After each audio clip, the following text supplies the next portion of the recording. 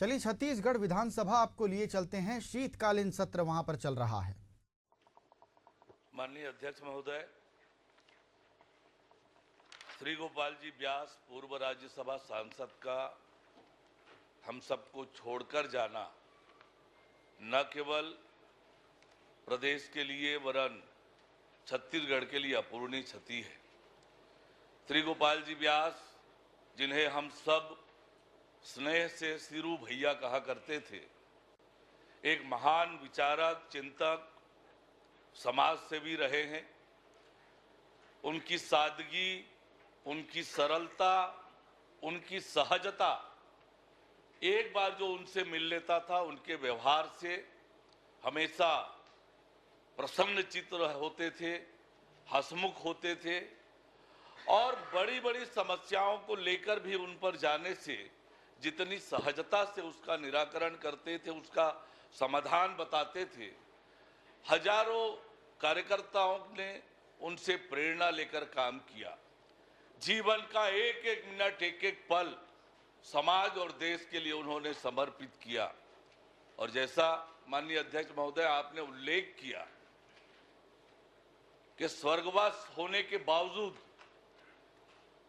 अपने पार्थिव शरीर को दान दिया, ये बताता है कि कितने कर्मठ थे।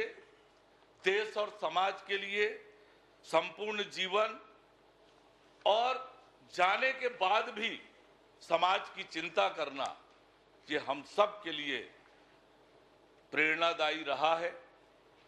हजारों लाखों कार्यकर्ता उनसे प्रेरणा लेकर समाज जीवन में काम कर रहे हैं। उनका जाना हम सब के लिए अपूरणीय क्षति है। मैं अपनी ओर से उन्हें विनम्र श्रद्धांजलि अर्पित करता हूं। स्वर्गीय नंदराम सोरी 93 से 98 तक अविभाजित मध्य प्रदेश विधानसभा के सदस्य रहे। एक गांव से निकलकर किसान परिवार में जन्मे और संघर्ष करते हुए विधानसभा तक पहुंचे। हमेशा लोगों से जिस भाव से मिलते थे, जिस सहजता से मिलते थे, लोगों की समस्याओं के समाधान के लिए सदैव आगे बढ़कर उन्होंने काम किया है। एक ऐसे आदिवासी समुदाय के गरीब परिवारों के लिए हमेशा समर्पित रहे। उनके निधन से छत्तीसगढ़ ने एक समर्पित नेता और समाज सेवी खो दिया है। मैं उन्हें अपनी ओर से विनम्र श्रद्धांजलि अर्पित करता हूं। डॉक्टर चरणदास मोहन जी। अध्यक्ष महोदय, सत्र का पहला दिन अक्सर हम सब लोगों के लिए दुख का समय लेके आता है और हम सब लोग उन्हें श्रद्धांजलि अर्पित करते हैं। आदरणीय गोपाल व्यास जी जब राज्यसभा के सदस्य थे, उन दिनों में लोकसभा का सदस्य हुआ करता था। हम लोग साथ साथ रायपुर से दिल्ली तक की यात्रा भी करते थे। उनको देख के लगता नहीं था कि वो इंजीनियर भी हैं, एक सहज, सरल और बातों बातों में बड़े बड़े यहाँ छत्तीसगढ़ के सवालों को हल करने के बारे में जिस प्रकार से वो चर्चा करते थे, वो कभी नहीं ऐसा महसूस होने दिए कि आप अलग पार्टी के हैं, मैं अलग पार्टी के हूँ। एक पारिवारिक सदस्य के रूप में हम लोग हमेशा मिलते रहे और कई विषयों पर चर्चा करते रहे। उन्होंने निश्चित रूप से उनमें साधु का जो भाव उभर कर आया था, उनने मान लिया था कि शरीर नश्वर है, हमको अकेले जाना है और शायद यही कारण है कि उन्होंने देह दान करके समाज को प्रेरणा दी है कि आपका देह किसी काम का नहीं है, मिट्टी में मिल जाना है, और उसको उन्होंने चरितार्थ किया।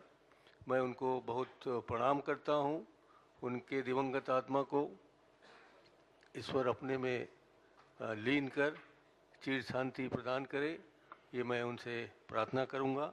और उनके परिवारजनों को इस दुख की घड़ी जो बीत गई है उसमें आने वाले दिनों में उनसे प्रेरणा प्राप्त कर वो भी सामाजिक कार्य में हम व्यास जी जैसा अपना जीवन बिताएं, ये उनसे अनुरोध करता हूँ।